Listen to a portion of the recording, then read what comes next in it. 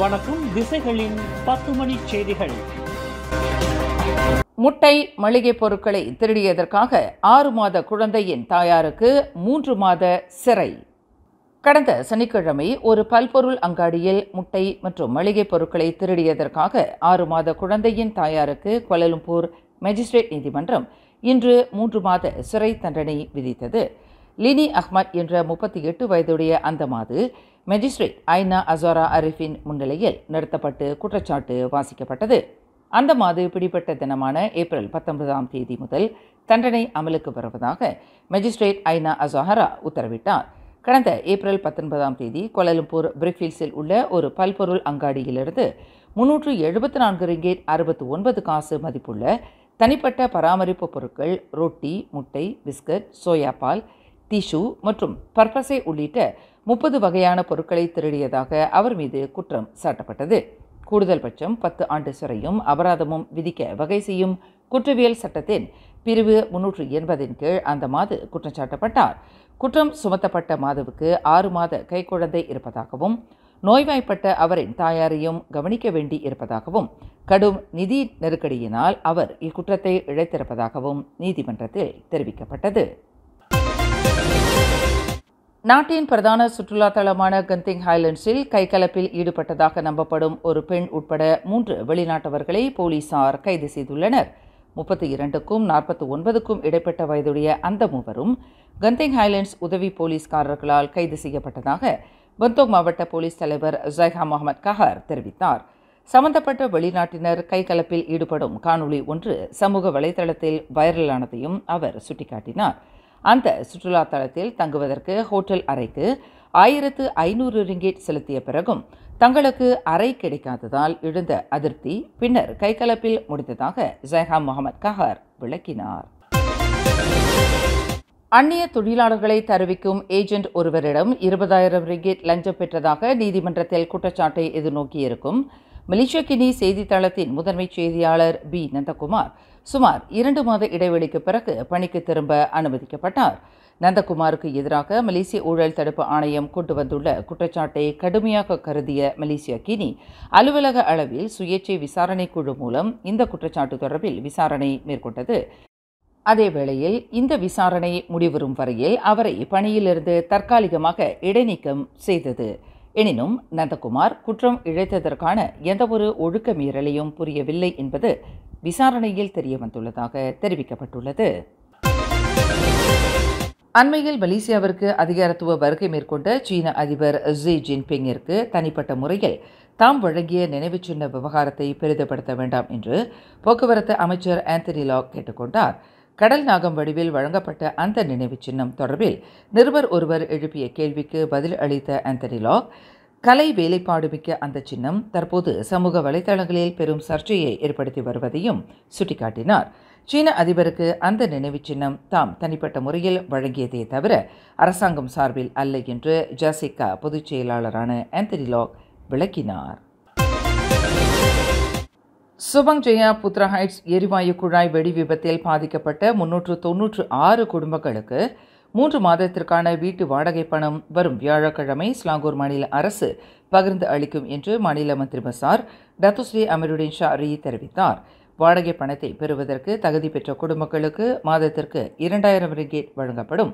இதற்கு முன்பதிவு செய்யப்பட்டு விண்ணப்பங்கள் பெறப்பட்ட குடும்பங்களின் தலைவர்களிடம் இந்த வாடகை பணம் சேர்ப்பிக்கப்படும் என்று அமருடின் ஷாரி குறிப்பிட்டார். வரும் வியாழக்கிழமை அழைக்கப்படும் 396 குடும்ப தலைவர்களுக்கு இதுகுறித்து விளக்கம் அளித்த பின்னர் வாடகை பணம் நேரடியாக அவர்களின் வங்கிக் கணக்கில் சேர்க்கப்படும் என்று மந்திரி பசார் தெரிவித்தார். ஒரு ஸ்டார் இல்ல, 2 ஸ்டார் இல்ல, ஒரே இடத்துல பல திரை நட்சத்திரங்களுடன் 17th Annual Edison Awardsல டைன் வித் ஸ்டார்ஸ். பினாங்க ஸ்பைஸ் அரீனா மே 17 மாலை 5 மணி. உடனே டின்னர் டேபிளை புக் பண்ண மை டிக்கெட் ஏசியாவை விசிட் பண்ணுங்க. மத்திய அரசாங்கம் வழங்க முன்வந்த நெல் வயல்கள் பராமரிப்புக்கான குறைந்த நிதி ஒதுக்கீட்டை கடா மாநில அரசாங்கம் நிராகரித்து விட்டதை தொடர்ந்து அந்த தொகையை தற்போது 100 கோடி ரிங்கிட்டாக பிரதமர் டத்துஸ்ரீ அன்வர் இப்ராஹிம் உயர்த்தியுள்ளார். தற்போது 100 கோடி ரிங்கிட்டை மத்திய அரசாங்கம் அங்கீகரித்துள்ளதாக பிரதமர் அறிவித்துள்ளார்.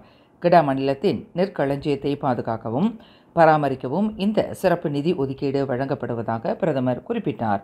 நேற்று கெடா மாநில சட்டமன்றத்தில் மந்திரி பசார் டத்தோஸ்ரீ முகமது சனுசி முகமது நூர் அளித்துள்ள பதிலுக்கு எதிர்வினையாற்றுகையில் பிரதமர் மேற்கண்டவாறு கூறினார்.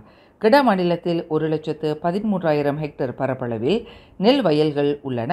நாட்டில் மொத்த அரிசி உற்பத்தியில் கெடா மாநிலம் 43 விழுக்காடு பங்களிப்பை வழங்கி வருகிறது. மழை, வெள்ளம் போன்ற இயற்கை சீற்றங்கள் காரணமாக நெல் வயல்கள் அதிகமாக பாதிக்கப்பட்டு விவசாயிகளும் வருமானத்தை இழந்து வருவதாக மந்திரி பசார் முகமது சனுசி விளக்கியிருந்தார். பினாங்கு மாநிலத்தில் வரும் வெள்ளிக்கிழமை முதல் நீர் விநியோக தடை ஏற்படும் என்று அறிவிக்கப்பட்டுள்ளது. இதனைத் தொடர்ந்து பினாங்குவாசிகள் 24 மணி நேரம் முதல் 60 மணி நேரத்திற்கு தேவையான நீரை சேமித்து வைத்துக் கொள்ளும்படி பினாங்கு நீர் விநியோக வாரியத்தின் தலைமைச் செயல்முறை அதிகாரி டத்தோ கே பத்மநாபன் கேட்டுக்கொண்டார். சப்ராங் பிராய் உத்தாரா, சப்ராங் பிராய் தங்கா மற்றும் திமோர் லவுட் ஆகிய 3 மாவட்டங்களில் சுமார் 24 மணி நேரம் குடிநீர் விநியோக தடை ஏற்படும் என்று அவர் குறிப்பிட்டார். இந்த 3 மாவட்டங்களிலும் நீர் விநியோக கணக்கை வைத்திருக்கும் 3,41,708 பயணீட்டாளர்களில் 1,36,683 பேர் அல்லது 40 விழுக்காட்டினர் இந்த நீர் விநியோக தடையை எதிர்நோக்குவர் என்று டத்தோ பத்மநாபன் தெரிவித்தார். பான்சி அல்லது MBI முதலீட்டு திட்ட மோசடி தொடர்பில் புதியதாக பறிமுதல் செய்யப்பட்ட சொத்துக்களில் 22,36 லட்சம் ரிங்கிட் மதிப்புள்ள 363 ஹெக்டேர் டுரியான் தோட்டங்களும் அடங்கும் என்று புக்கெட் அமான் போலீஸ் தலைமையகம் தெரிவித்துள்ளது. இந்த சொத்துக்கள் பறிமுதல் செய்யப்பட்டது மூலம் தான்ஸ்ரீ மற்றும் டத்தோ அந்தஸ்தை கொண்ட 2 உட்பட மொத்தம் 5 கைது செய்யப்பட்டுள்ளனர் என்று அம்லா எனப்படும் சட்டவிரோத பணமாற்றம் புலன் விசாரணை பிரிவின் போலீஸ் தலைவர் டத்தோ முகமது ஹஸ்புல்லா அலி தெரிவித்துள்ளார். புலன் விசாரணைக்கு ஏதுவாக இந்த 5 6 நாட்களுக்கு தடுத்து வைப்பதற்கான நீதிமன்ற ஆணையை போலீஸ் துறை பெற்றுள்ளதாக புக்கெட் அமான் போலீஸ் தலைமையகத்தில் இன்று நடைபெற்ற செய்தியாளர்கள் கூட்டத்தில் ஹஸ்புல்லா அலி இதனை குறிப்பிட்டார். பினாங்கு சுங்கை பாக்காப்பில் கடந்த பிப்ரவரி 18ஆம் தேதி நிகழ்ந்த கோர சாலை விபத்தில் கடுமையாக பாதிக்கப்பட்டுள்ள 2 உடன்பிறப்புகளான 7 வயது மு தர்ஷன் மற்றும் அவரின் 5 வயது தங்கை மு கவர்ஜிதா ஆகியோருக்கு உதவும் வகையில் தொடங்கப்பட்ட நன்கொடை திட்டம் வரும் ஜூன் மாதம் 30ஆம் தேதி வரை நீட்டிக்கப்பட்டுள்ளது. சுங்கைபாக்கா தமிழ்ப்பள்ளிக்கு செல்லும் வேளையில் நிகழ்ந்த இந்த சாலை விபத்தில் தர்ஷன் தனது இடது கையை இழந்த நிலையில் அவரின் தங்கை கவர்ஜிதா முட்டிக்கு கீழே வலது காலை இழந்துள்ளார். இவ்விரு உடன்பிறப்புகளுக்கு ஒரு நீடித்த காலத்திற்கு உதவ வேண்டும் என்ற நோக்கில் தொடங்கப்பட்ட நிதி உதவி திட்டத்தில் இதுவரையில் 1,07,000 ரிங்கிட் நன்கொடை மட்டுமே பெறப்பட்டுள்ளதாக பினாங்கு ஆட்சிக்குழு உறுப்பினர் டத்தோஸ்ரீ சுந்தரராஜு சோமு தெரிவித்தார். கடந்த பிப்ரவரி 22ஆம் தேதி தொடங்கப்பட்ட இந்த நிதி திட்டம் வரும் மே 21ஆம் தேதி முடிவடைகிறது. அந்த 2 சிறார்களுக்கும் 18 வயது எட்டும் வரையில் அவர்களுக்கு மாதந்தோறும் 1,500 ரிங்கிட்டை வழங்கும் வகையில் சுங்கைபாக்காப் தமிழ்ப்பள்ளி பெற்றோர் ஆசிரியர் சங்கம் வங்கிக் கணக்கில் தொடங்கப்பட்ட நிதி திட்டத்தில் குறைந்தபட்சம் 2 லட்சம் ரிங்கிட்டை திரட்ட வேண்டிய நிலை உள்ளது என்று டத்தோஸ்ரீ சுந்தரராஜு விவரித்தார். கோர விபத்தினால் தங்கள் வாழ்க்கையை புரட்டி போட்டிருக்கும் அவ்விரு உடன்பிறப்புகளின் வாழ்க்கையில் ஒளியேற்றி வைக்க பெரு மனதுடன் அனைவரும் நன்கொடை வழங்கி உதவிக்கரம் நீட்டும்படி டத்தோஸ்ரீ சுந்தரராஜு கேட்டுக்கொண்டார். நன்கொடை அளிக்க விரும்புகின்றவர்கள் திரையில் காணும் வங்கிக் கணக்கில் நிதி உதவியை வழங்கலாம். தனது கணவர் திட்டுவார் என்பதற்காக தனது நகைகளை 2 ஆசாமிகள் கத்தி முனையில் மடக்கி பறித்து கொண்டு சென்றுவிட்டனர் என்று பொய் புகார் அளித்த மாது ஒருவர் கடைசியில் பிடிபட்டுள்ளார். 30 வயதுடைய அந்த மாது நேற்று பிற்பகல் 3:39 மணியளவில் செய்த போலீஸ் புகாரை அடிப்படையாக கொண்டு விசாரணை நடத்தியதில் அந்த மாது நாடகமாடுகிறார் என்பது தெரிய வந்துள்ளது என்று பொசூட் மாவட்ட போலீஸ் தலைவர் சூப்பரிண்டென்டென்ட் அசாமுடீன் அஹ்மத் தெரிவித்தார். கம்போங் ஹூத்தான் நங்கா ஜொர்தே என்ற இடத்தில் நிகழ்ந்ததாக கூறப்படும் அந்த கொள்ளை சம்பவம் குறித்து விவரிக்கையில் அந்த மாது முன்னுக்கு பின் முரணான தகவலை வழங்கியதில் சந்தேகம் வலுத்ததாக அவர் குறிப்பிட்டார். அந்த மாது 7,000 ரிங்கிட் பெருமானமுள்ள நகைகளை தனது தோழியிடம் இரவலாக தந்துள்ளார். அந்த நகைகள் திரும்ப கிடைக்காமல் போனதால் கணவருக்கு பயந்து கொண்டு நகைகள் கொள்ளையடிக்கப்பட்டிருப்பதைப் போல போலீசில் பொய் புகார் அளித்துள்ளார் என்று அசாமுடீன் அஹ்மத் விளக்கினார்.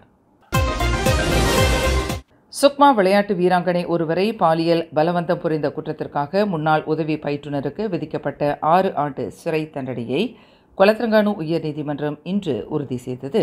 62 வயது மர்சாலே ஜலானி என்ற அந்த முன்னாள் உதவி பயிற்றுனர் தனக்கு செஷன்ஸ் நீதிமன்றம் விதித்த தண்டனையை ரத்து செய்யுமாறு கோரி செய்து கொண்ட மேல்முறையீட்டை நீதிபதி ஹசன் அப்துல் கானி நிராகரித்தார். சம்பந்தப்பட்ட உதவி பயிற்றுனர் 6 ஆண்டு சிறை தண்டனையை அனுபவிக்குமாறு நீதிபதி உத்தரவிட்டார். அவரின் மேல்முறையீட்டில் தகுதிப்பாடு இல்லை என்று அவர் தமது தீர்ப்பில் தெரிவித்தார். மேலும் செய்திகளை தெரிந்து கொள்ள கீழே இருக்கும் பெல் பட்டனை அழுத்துங்கள். உங்கள் மகிழ்ச்சியை வெளிப்படுத்த லைக் மற்றும் ஷேர் செய்யுங்கள். தொடர்ந்து திசைகளோடு இணைந்திருக்க சப்ஸ்கிரைப் செய்யுங்கள்.